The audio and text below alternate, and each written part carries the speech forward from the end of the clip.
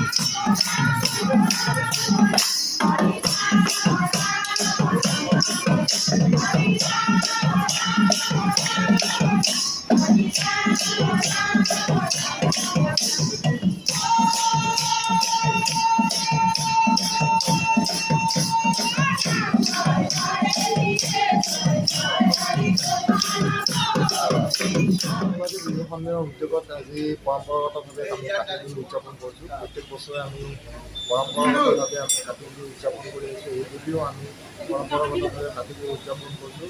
গুৱাহাটী বিহু সন্মিলনৰ সমূহ সদস্যবৃন্দৰ সহযোগিতা আৰু বিশেষ কৰি আমাৰ মহিলা বিভাগৰ যি সক্ৰিয় সদস্যসকল আছে তেওঁলোকে ইয়াত নাম প্ৰসংগ কৰি পেলাই এই কাতি বিহু উদযাপন কৰিছে। মই এই চেগতে সমূহ অসমবাসী ৰাইজক কাতি বিহু ওলগ জনাইছোঁ আৰু লগতে গুৱাহাটী বিহু সন্মিলনৰ সমূহ সদস্য আৰু সকলোলৈ মই ধন্যবাদ আৰু ব্যক্তিগত জ্ঞাপন কৰিছোঁ। কাতি বিহুৰ আমাৰ অসমীয়া বাকী বিহু তিনিটা বিহুৰ ভিতৰত বহাগ বিহু, মাঘ বিহু, কাতি বিহু। কাতি বিহুক কঙালী বুলি কোৱা হয় কাৰণ সেইটো সময়ত কৃষি প্ৰধান আমাৰ বিহুবিলাক কৃষি প্ৰধান।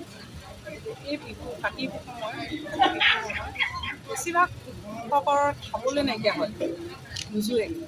বছৰে শেষত হয় কিন্তু এতিয়া লাষ্টত নোজোৰে। সেইকাৰণে কাতি বিহুক কঙালী বুলি কোৱা হয়। অনুষ্টুপীয়াকৈ পাতে, ইয়াত বেছি খোৱা বেছি নচলে। আজি কেনেকুৱা লাগিছে ইয়াতে? আজি খুব ভাল লাগিছে। নমস্কাৰ, সকলো অসমবাসী ৰাইজক কাতি বিহু ওলগ জনালোঁ। গুৱাহাটী বিহু সন্মিলনে আমি প্ৰতি বছৰে কাতি বিহু উদযাপন কৰি আহিছোঁ। এইবাৰো আমি মহিলাসকলে পালন কৰিছোঁ। এই সময়ত পথাৰবিলাকত ধানৰ গেৰ ওলায় আৰু সেই সময়ত পোক পৰুৱা বেছিকৈ আহে। সেইকাৰণে পথাৰত সকলোৱে চাকি বন্তি জ্বলায় যাতে পোক পৰুৱাবিলাক আহি পেলাই সেই চাকিত পেলাই তেওঁলোকে পৰুৱাখিনি মৰিব পাৰে। আৰু দ্বিতীয়তে তুলসী পূজা কৰা হয়। তুলসী হৈছে আমাৰ আই লক্ষ্মী। কাতি বিহুত পূজা কৰাৰে সৰু সৰু ল'ৰা ছোৱালীক প্ৰসাদ খোৱাৰ অভিজ্ঞতা আছে আমাৰ সৰু।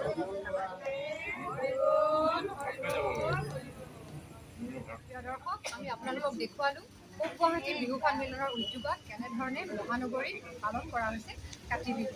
ইয়াত আয়তীসকলে নাম প্ৰসংগ কৰিলে আৰু তুলসী তলত বন্তি প্ৰজ্বলন কৰি সমজুৱাকৈ সকলোৱে পালন কৰিলে কাতি বিহু। আজিলৈ আহিছোঁ, চেনেলটি লাইক আৰু ছাবস্ক্ৰাইব কৰিবলৈ নাপাহৰিব। আজিলৈ আহিছোঁ, নমস্কাৰ।